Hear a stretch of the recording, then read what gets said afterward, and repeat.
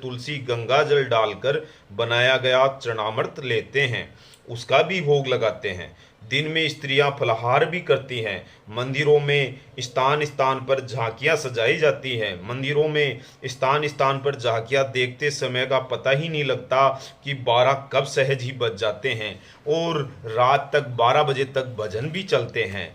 ठीक है, तो इस तरह स्त्रियां झूला डालकर फूलों व रंग बिरंगी रोशनियों से सजाकर कृष्ण भगवान को झूला झुलाती हैं।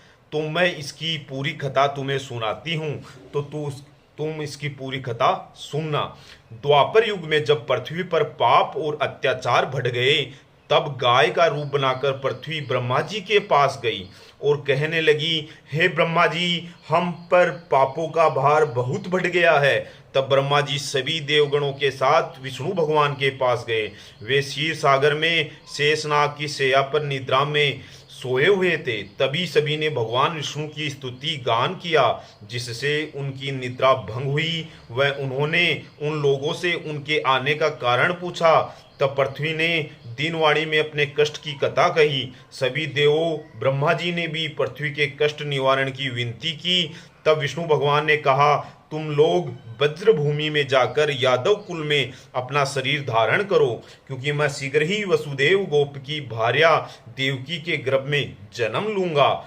तत्पश्चात देवताओं ने वज्र में गोप गोपियां बनकर जन्म लिया। मथुरा के राजा उग्रसेन की पुत्री देवकी का विवाह गोप वसुदेव के साथ हुआ। देवकी के भाई मथुरा के राजकुमार कंस अपनी देवकी से बहुत प्यार करते थे। कंस था जो अपनी बहन देवकी से बहुत प्यार करता था। वे अपनी बहन देवकी व वसुदेव को स्वयं ही पहुंचाने उनके साथ रथ से गोकुल की ओर चले।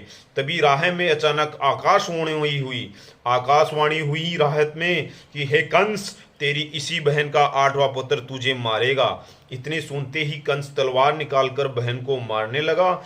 तब वसुदेव जी ने कंस का हाथ पकड़ लिया और कहने लगे, हे कंसराज, आप इसे मत मारिए, इसका 8वें पुत्र को पैदा होते ही मार डालिएगा, इससे आप स्त्री हत्या के दोष से भी बच जाएंगे। तभी वहां नारद जी आ पहुंचे। उल्टी विद्या पढ़ाने के लिए प्रसिद्ध नारद जी ने गोलाई में 8 बिंदु लगाकर पूछा, बताओ कंस पहला कौन सा है, 8वां कौन सा है। तो इससे कंस चक्र में पड़ गए और बोले, वसुदेव, तुम यदि अपनी सभी संतानें मुझे दे दो और कारागार में रहो, जिससे संतान होते ही मुझे पता चल जाए तो मैं देवकी को छोड़ देता हूं। तब वसुदेव ने स्वीकार कर लिया। तत्पश्चात कंस ने वसुदेव व देवकी को कारागार में डाल दिया। वह पहरा लगवा दिया। देवकी के 7 पुत्रों को पैदा होते ही मार डाला। 8वें गर्भ का पता लगते ही विशेष 7 दरवाजों पर 7 ताले वाले कारागार में देवकी वसुदेव को डाल दिया। उसके पश्चात भादों की अंधेरी आधी रात का समय था। बादल गरज रहे थे, बिजली चमक रही थी। तभी शंख चक्र गदा पद्मधारी श्री कृष्ण भगवान का जन्म हुआ। लीलाधारी श्री कृष्ण भगवान के दर्शन कर वसुदेव देवकी आकर चरणों में गिर पड़े। तब वे बालक रूप में आ गए। कृष्ण भगवान की प्रेरणा से वहीं पड़ी फलों की एक खाली टोकरी में बालक को देवकी साड़ी में से फाड़े गए कपड़े में लपेटकर गोकुल चले। उनके हाथों की हथकड़ियां बेड़ियां सब खुल गई, कारागार के तारे खुल गए, पहरेदार सो गए। जब वसुदेव यमुना नदी के किनारे पहुंचे, नदी में बाढ़ आ गई थी। सिर पर टोकरी रखकर वसुदेव नदी पार करने लगे। तब यमुना जी ने सोचा कि श्री कृष्ण भगवान के चरण छू लूं। ऊंची ऊंची लहरें उठने लगी।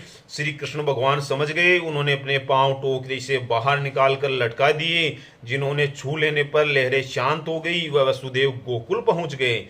वहां भगवान की लीला से यशोदा पुत्री को जन्म देकर सो गई। दरवाजे के सब ताले खुले हुए थे। यशोदा के पास बालक को सुलाकर वह पुत्री को लेकर वसुदेव वापस मथुरा कारागार में पहुंच गए। ताले व हथकड़ियां पूर्ववत जुड़ गए और कन्या के रोने का शब्द सुनकर प्रहरी जा गए।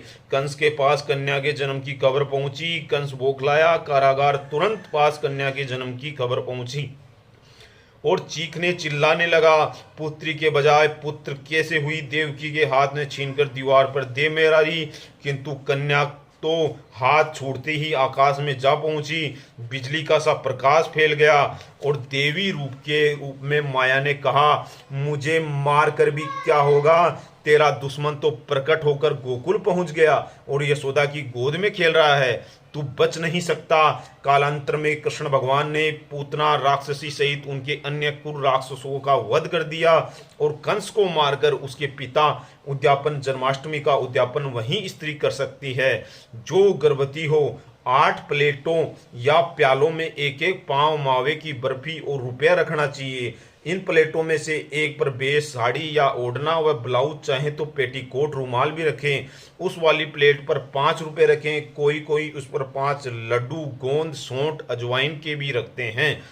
बेस पर चूड़ा, मेहंदी, काजल, बिंदी, बिछुए और दर्पण भी रखते हैं। फिर एक थाली में सब प्लेट रखकर रोली का छींटा देकर हाथ जोड़ लेवें। इनमें से 7 प्लेटों को तो 7 घरों में बेच देवें।